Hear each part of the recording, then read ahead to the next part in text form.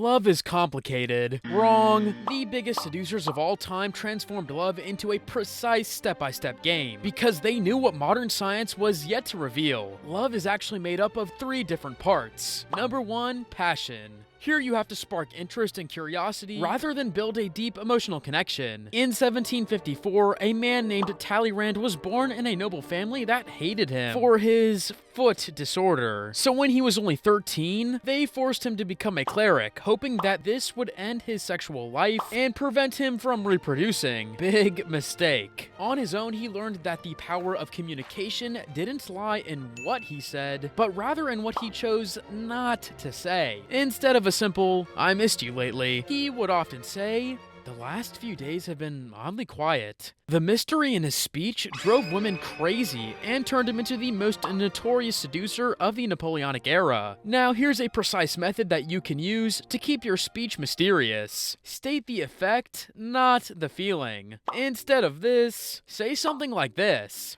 But for the method to work, you have to use contrast. This is in order to highlight the change that the other person had on you. If you don't use contrast, the sentence will feel out of place. Of course, there are moments where you can't be mysterious. What then? Take a look at these 3 icons: Marilyn Monroe, Shaq, and Adele. What do they have in common? Contradictory personalities. Shaq is this big, strong, and bald dude who also loves Fruity Pebbles and is very goofy. Marilyn Monroe looks innocent, but dangerous at the same time, while Adele sings about heartbreak, yet she swears like a sailor. I know it's live TV, I'm sorry.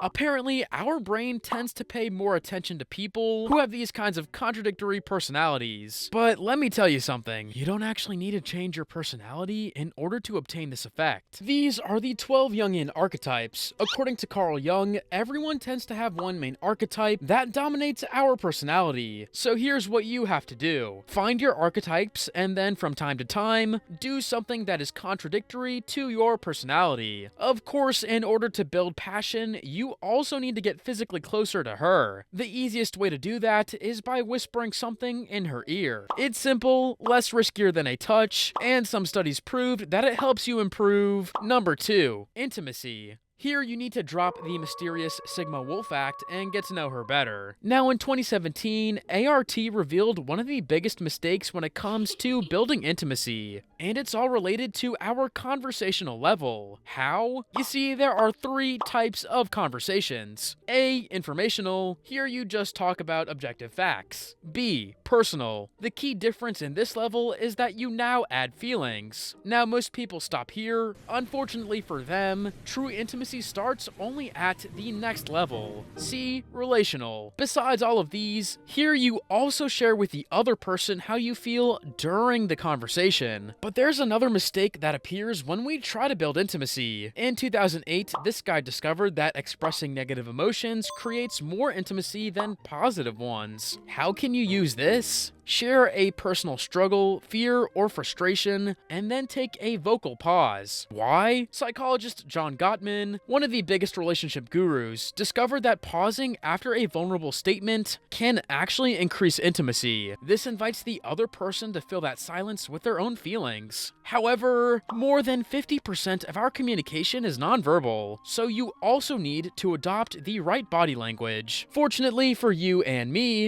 in 1987, a group of researchers found the most important gestures you have to do in this situation. Now, with both passion and intimacy, you can create one-night stands. But for a long-lasting relationship, you will need... Number 3, commitment. Here you must convince her that you are the best choice possible. How? Well, the answer lies in the autobiographical book, The Seducer's Diary. During a warm afternoon in the 1830s, Johannes got a glimpse of Cordelia, a sweet, nerdy girl who loved to read philosophy. Normally, he would have no chance with her, but he came up with a plan. One day, he visited Cordelia's house, accompanied by his younger friend Edward. Now, Edward wasn't the sharpest tool in the shed, which was perfect for Johannes's plan, so he let Edward shoot his shots with Cordelia while he went for her auntie. Now, every time the 4 of them were in the same room, Johannes would talk about philosophy while she was stuck with the dumb Edward. This made Cordelia madly fascinated with him and furiously bored with Edward. Just the result he expected. A few weeks later, out of nowhere, he appeared at her house and asked her to marry him. Although shocked, she immediately said yes. Now, Johannes had two tricks up his sleeve. First, he used a wingman to make him look smarter and more charismatic. You can use your homie for this one, but unlike Johannes, be a better friend and tell him what's really happening. Second, he adjusted his approach according to his, well, that's odd to say out loud,